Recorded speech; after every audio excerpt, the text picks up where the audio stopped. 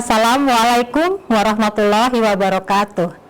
Selamat pagi Bapak dan Ibu, salam sejahtera untuk kita semua.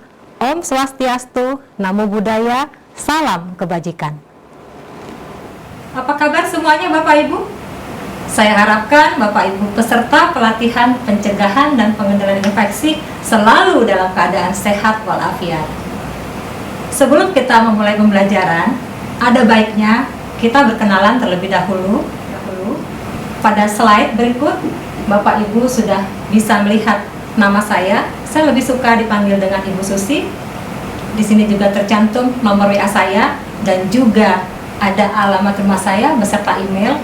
Siapa tahu Bapak dan Ibu perlu membicarakan sesuatu, bisa menghubungi saya di nomor dan alamat email tersebut. Pagi hari ini saya akan menyampaikan materi pengelolaan limbah hasil pelayanan kesehatan. Deskripsi dari mata pelatihan ini adalah, mata pelatihan ini akan membekali Bapak dan Ibu dengan wawasan dan kompetensi, baik pengetahuan, sikap, dan keterampilan mengenai bagaimana mencegah dan mengendalikan infeksi di FKTP. Adapun tujuan pembelajaran pada sesi ini adalah, pada akhir pembelajaran Bapak Ibu diharapkan mampu menerapkan kewaspadaan standar di FKTP, tentunya sesuai dengan pedoman yang berlaku. Nah, untuk sesi saya, Bapak Ibu diharapkan mempunyai kemampuan atau dapat melakukan pengelolaan limbah hasil pelayanan kesehatan.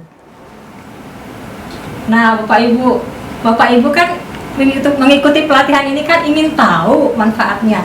Nah, manfaatnya adalah memahami pengelolaan dan pengendalian limbah yang diatur oleh undang-undang. Kemudian Bapak Ibu juga akan memiliki manfaat bisa mendampingi tenaga kesehatan lain dalam pengelolaan limbah. Selain itu Bapak Ibu, Bapak dan Ibu juga akan mengawasi pengelolaan limbah sebagai tindakan pencegahan dan pengendalian infeksi di fasilitas kesehatan. Mengapa?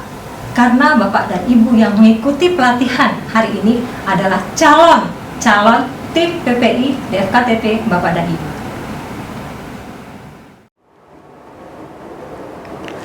Nah, materi pokok pada pelatihan PPI ini adalah kewaspadaan standar. Tetapi, submateri pokoknya, sebelum sesi saya ini, Bapak Ibu sudah mendapatkan materi sebelumnya, yaitu tentang kebersihan tangan, penggunaan APD, pengelolaan lingkungan. Kemudian adalah pengelolaan limbah hasil pelayanan kesehatan, itu adalah sesi saya. Kemudian setelah saya akan ada materi yang lain, yaitu tentang pengelolaan peralatan, pengelolaan linen, penyuntikan yang aman, kebersihan napas atau etika batuk, dan perlindungan buat Bapak dan Ibu selaku petugas kesehatan.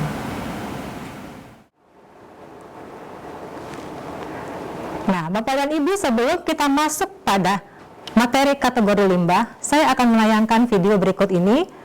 Nah, Bapak dan Ibu, video ini tidak lama, hanya sekitar 3 menit. Tetapi, Bapak dan Ibu, saya harapkan mencatat hal-hal penting dari video tersebut. Baik Bapak Ibu, pengelolaan limbah hasil pelayanan kesehatan itu ada hal terkait dengan kategori limbah. Nah, kategori limbah itu ada limbah infeksius, ada limbah non-infeksius, dan ada limbah benda tajam. Nah, sekarang saya meminta Bapak Ibu untuk mengidentifikasi limbah-limbah di tempat Bapak Ibu bekerja, dan Bapak Ibu mohon nanti satu persatu ke depan maju untuk menempelkan atau menuliskan kategori limbah dari yang sudah Bapak Ibu identifikasi. Ini saya bagikan post-itnya, Bapak Ibu silakan tulis di post-it, kemudian di papan tulis sudah saya bagi menjadi 3 kategori limbah. Bapak Ibu silakan menempelkan di papan tulis tersebut. Ternyata Bapak Ibu ini adalah peserta yang luar biasa. Karena ternyata kalau kita lihat di sini, Bapak Ibu sudah satu persatu mengidentifikasi limbah yang ada di tempat Bapak Ibu bekerja. Ternyata Bapak Ibu sudah mengkategorikannya dengan tepat, luar biasa, keren. Nah, baiklah Bapak dan Ibu, Bapak Ibu dan Ibu sudah mampu mengidentifikasi, tetapi saya akan menjelaskan sedikit tentang kategori limbah.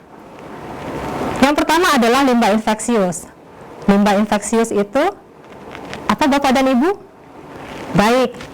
Bu Ida, bisa dijelaskan limbah infeksius itu apa? Oke, tepat. Ada yang mau menambahkan? Pak Roza? Luar biasa. Betul sekali. Baik, yang berikutnya adalah limbah non-infeksius. Nah, Bapak dan Ibu, apa yang dimaksud dengan limbah non-infeksius? Bu Panca? Bagus, tepat sekali. Baik, kemudian berkaitan dengan limbah benda tajam, ada yang bisa membantu menjelaskan limbah benda tajam itu apa? Silakan Bu Ai. Mantap. Baik, Bapak dan Ibu, limbah infeksius itu adalah limbah yang akan menimbulkan infeksi, baik infeksi kepada kita petugas ataupun menimbulkan infeksi ke pasien yang lain. Sedangkan limbah non-infeksius itu adalah limbah domestik, artinya adalah limbah-limbah yang dihasilkan di instansi Bapak Ibu yang sifatnya seperti limbah rumah tangga, seperti itu. Kemudian limbah benda tajam adalah limbah yang tajam, seperti jarum suntik yang mampu menimbulkan luka. Sehingga limbah benda tajam ini pun kadang dikategorikan menjadi limbah infeksius karena mampu menularkan infeksi kepada pasien ataupun kepada petugas sendiri. Baik Bapak Ibu, tadi Bapak Ibu telah menonton videonya. Bagaimana pendapat Bapak dan Ibu terkait video tadi? Bagus sekali. Bapak Roza tadi mengatakan bahwa limbah infeksius itu bisa menimbulkan dampak bagi kesehatan. Betul Pak? Setuju teman-teman? Setuju. Dampak limbah itu tidak hanya buat diri kita, tetapi juga bisa sampai kepada masyarakat. Nah, dampak limbah itu adalah bisa menimbulkan gangguan kesehatan, bisa menimbulkan pencemaran lingkungan, bahkan bisa menimbulkan risiko penularan infeksi dari pasien kepada pasien, dari pasien kepada kita petugas, dari petugas kepada petugas, bahkan bisa juga dari petugas kepada pasien. Kemudian Bapak dan Ibu, dampak limbah itu adalah juga secara ekonomi. Mengapa? Karena seperti tontonan video yang tadi Bapak tonton, dengan limbah yang tidak terkelola dengan baik, itu akan menimbulkan kerugian yang besar. Belum lagi nanti ternyata mendapatkan gugatan, sehingga nilai ekonominya menjadi bengkak atau tinggi.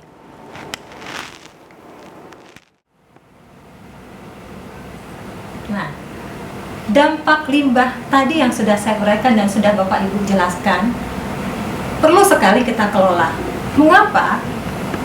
Tujuan dari pengelolaan limbah itu adalah selain melindungi pasien, melindungi pengunjung, melindungi petugas, dan juga masyarakat sekitar, baik dari infeksi maupun cedera. Nah, baik Bapak Ibu, kita akan melakukan bagaimana proses pengelolaan limbah.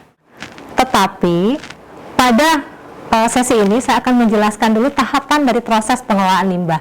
Yang pertama adalah mengidentifikasi limbah. Kita harus melihat limbah-limbah, mengenali ini limbah-limbah yang mana. Atau identifikasi limbah ini bisa juga dikatakan pemilahan limbah, seperti itu. Kemudian langkah berikutnya adalah bagaimana kita melakukan pewadahan, atau pengantongan limbah. Pewadahan ini tentunya kita harus lihat Bapak Ibu, wadahnya bocor atau tidak. Apakah ada labelnya? Karena untuk limbah infeksi, supaya orang tahu bahwa limbah yang kita kantongi atau kita wadahi tersebut adalah limbah infeksi, maka harus ada logo infeksinya. Contohnya seperti ini.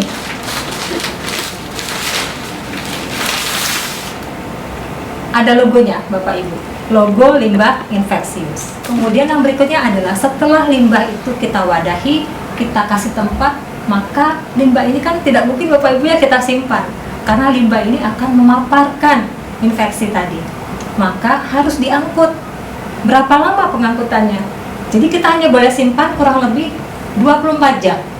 Setelah itu harus diangkut. Bagaimana mengangkutnya? Nah, pengangkutan ini Bapak Ibu bisa menggunakan troli, tapi dalam kondisi trolinya tertutup. Atau Bapak Ibu bisa, kalau instansi puskesmasnya itu bekerja sama dengan pihak ketiga, maka bisa di pihak ketiga kan. Pihak ketiga itu yang akan mengangkut limbah tersebut, biasanya menggunakan mobil bak, seperti itu. Tetapi tertutup. Kemudian, tadi saya katakan bahwa limbah itu kita simpan dulu, maksimal 1 kali 24 jam. Di mana? Di tempat penampungan. Jadi, pengangkutan limbah ada yang internal, dari ruang rawat misalnya, ke tempat penampungan sementara, itu bisa menggunakan troli, maksimal disimpan 1 kali 24 jam. Setelah dari tempat penampungan sementara, maka limbah ini diangkut secara eksternal, yaitu ke tempat pembuangan limbah. Nah, Bapak Ibu, siapa FKTP yang sudah memiliki alat pengolahan limbah? Wow, ternyata ada ya yang memiliki limbah.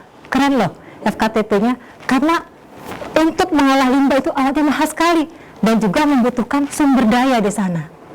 Nah, pengolahan limbah ini betul Bapak Ibu, tadi dikatakan oleh Bu Ai, ternyata puskesmasnya punya alat insinerator. Keren banget. Nah, itu adalah salah satu alat pengolahan limbah. Selain itu, Bu Ida, desa sini punya ya Bu? Alat apa Bu namanya? Otoklaf. Iya betul. Otoklaf juga bisa menjadi alat pengolahan limbah. Nah, Bu Panca, FKTP-nya belum punya alat ya Bu? Belum juga bekerja sama dengan pihak ketiga ya Bu? Terus selama ini bagaimana Bu mengolah limbahnya?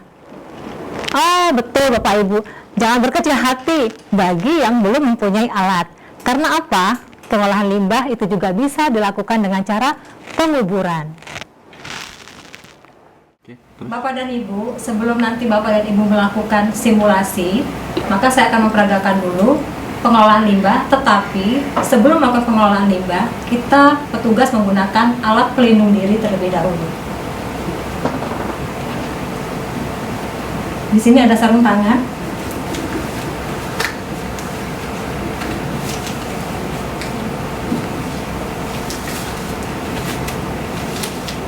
Kemudian ada kacamata Google, apron, dan sarung kaki.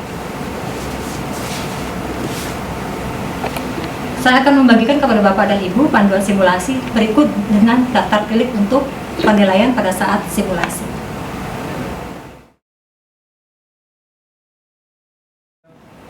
Baiklah Bapak dan Ibu, ada yang mau ditanyakan terkait materi tadi? Kata Bu Panca sudah jelas. Baik, terima kasih Bu Panca. Kalau begitu saya akan bertanya kepada Bapak dan Ibu, apakah dampak dari limbah jarum suntik? Pak Riki. Baik, Pak Riki. Terima kasih, jawabannya sangat tepat. Pak Riki sudah menjelaskan dampak dari limbah jarum suntik adalah mampu menimbulkan atau bisa menimbulkan infeksi dari pasien kepada petugas atau dari petugas kepada pasien. Kemudian, apa yang saudara lakukan pada tahap pewadahan dalam pengelolaan limbah?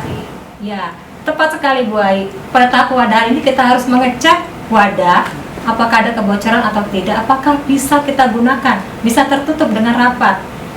Nah, kemudian tidak kalah penting adalah ada logonya. Baik, Bapak dan Ibu, apa yang telah kita pelajari pada pagi hari ini? Oke, tepat sekali rupanya Bu Panca, Pak Riki menyimak apa yang sudah saya sampaikan. Baik, kalau boleh kita simpulkan, pembelajaran hari ini adalah limbah itu dapat menimbulkan infeksi. Sehingga limbah itu harus dikelola atau ditangani dengan tepat dan baik sesuai dengan peraturan perundang-undangan yang berlaku. Nah, ada kata kunci Bapak Ibu. Sehat bukan hanya sekedar cita-cita, tetapi adalah sebuah tindakan. Ayo, tangani limbah dengan tepat untuk kita, dari kita, masyarakat Indonesia. Semoga bermanfaat. Terima kasih. Assalamualaikum warahmatullahi wabarakatuh.